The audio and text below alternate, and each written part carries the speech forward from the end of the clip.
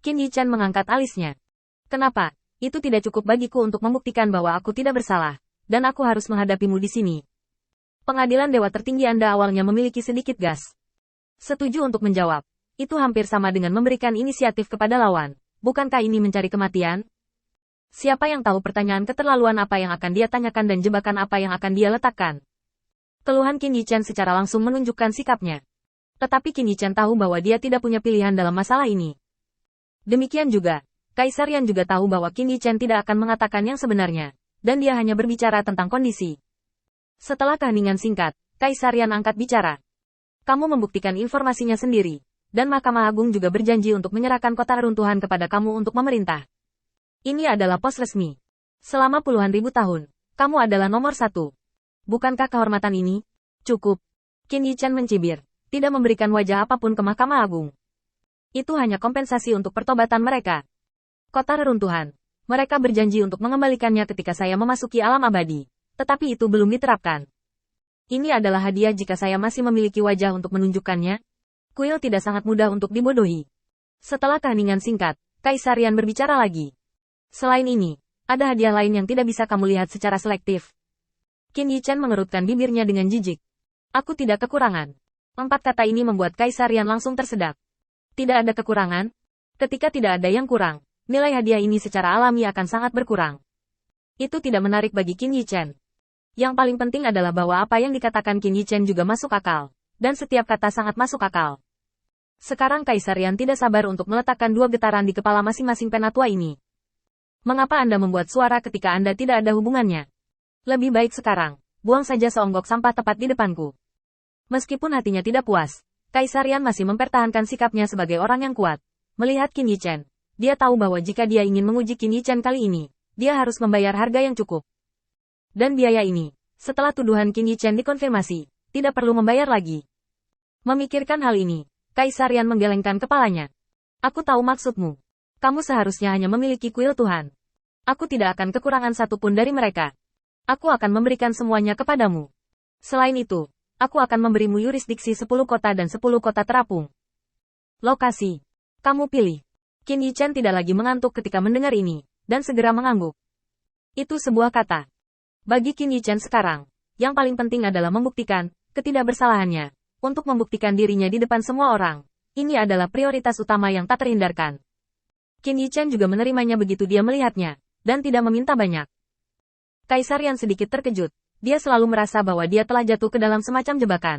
Tetapi ketika dia memikirkan jebakan di balik hadiah ini, dia merasa sedikit lebih percaya diri di dalam hatinya. Frodro, datang dan tanyakan. Frodro melangkah maju dan menatap Qin Yichan dengan tingkat kewaspadaan tertentu di matanya. Sekarang keduanya bertemu lagi. Itu hanya beberapa hari. Tetapi Qin Yichan bisa merasakan perubahan pada Frodro. Lebih tajam, seperti pedang, dia sah. Frodro berpikir sejenak sebelum mengajukan pertanyaan pertama. Ketika kamu mencoba memberi saya ide, mengapa pertempuran pecah pada saat yang sama untuk memberi Anda momentum? Dan kedua, ketika saya bertanya apakah ini adalah bawahan Anda, mengapa Anda tidak menjawab? Qin Yichan menggelengkan kepalanya secara langsung. Saya lemah pada saat itu, dan itu adalah cara termudah dan paling efektif untuk membujuk Anda pergi atau menghalangi perjalanan Anda. Saya tidak perlu dekat dan jauh, dan kesempatan itu disajikan di hadapan saya. Saya tidak keberatan menggunakan kesalahpahaman ini untuk membuatmu lebih yakin padaku saat itu. Kata-kata itu diucapkan. Setelah selesai berbicara, Qin Yichan menatap Frodro. Setelah beberapa saat mengamati, Qin Yichan merasa sedikit bercanda di dalam hatinya. Lawan aku. Anda takut terlalu lembut. Bagaimana saya membujuk Anda hari itu? Saya masih bisa. Frodro memutar bola matanya. Apakah ada kebetulan seperti itu di dunia ini? Qin Yichan mengangguk. Memang, kebetulan kamu seperti sedang berbicara denganku di sini sekarang. Frodro butuh beberapa saat untuk mengingat kata-kata Qin Yichan. Maksud Anda sudah tahu bahwa sekelompok orang seperti itu muncul? Tidak mungkin. Saya tidak menemukan petunjuk apapun pada saat itu.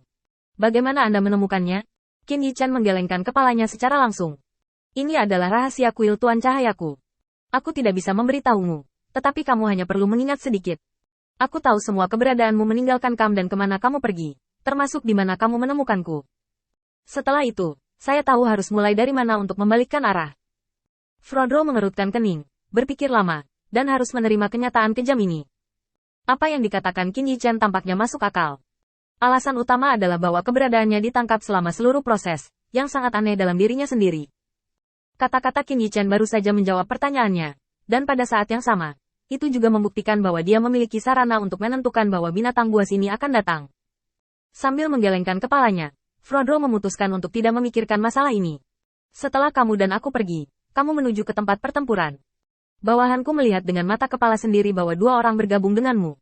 Bagaimana Anda menjelaskan masalah ini? Anda tidak akan memberitahu saya dari kedokteran bahwa dua bawahan Anda ada di sini untuk menanyakan informasi? Dengan premis mengetahui bahwa lawannya adalah binatang iblis. Pertanyaan ini membuat Qin Yichen ragu untuk sementara waktu. Ini adalah salah satu kekurangan yang tersisa pada waktu itu, dan juga cacat yang dijelaskan Qin Yichen. Jika Anda ingin menjelaskannya dengan jelas, Anda perlu menunjukkan sarana kuil Dewa Cahaya. Dan ini agak berisiko bagi Qin Yichen. Pada awalnya, tidak ada seorang pun di sini yang akan mengungkapkan rahasia mereka. Tetapi sekarang, dengan Kaisar Yan, dia tidak bersumpah, juga tidak akan mematuhi aturan mereka. Keraguan-raguan Qin Yichen membuat mata Frodro berbinar, dan mau tak mau dia terus menekannya. Apa yang kamu ragukan? Tidak bisakah kamu menjelaskan hal-hal kecil? Atau, fakta bahwa monster-monster ini dilepaskan olehmu, tidak bisa terus di sini? Saya dapat memberitahu Anda dengan jelas. Orang-orang saya telah melihatnya. Kedua orang Anda sejajar dengan monster, Anda adalah satu kelompok. Berbicara tentang kalimat terakhir, aura Frodro langsung penuh. Para tetua yang menonton dari kejauhan berdiri satu demi satu, menatap dengan gugup ke arah Qin Yichen. Jika apa yang dikatakan Frodro benar, semuanya akan merepotkan mereka. Warcraft sendiri sulit untuk ditangani, dan sekarang saya yakin bahwa Lord of Light ada hubungannya dengan Warcraft. Kaisar Salju Nancy mengumpulkan kekuatannya secara diam-diam dan siap untuk mencoba lagi. Kaisar Yan secara alami siap baginya untuk mengambil tindakan pencegahan. Begitu marah, begitu sombong,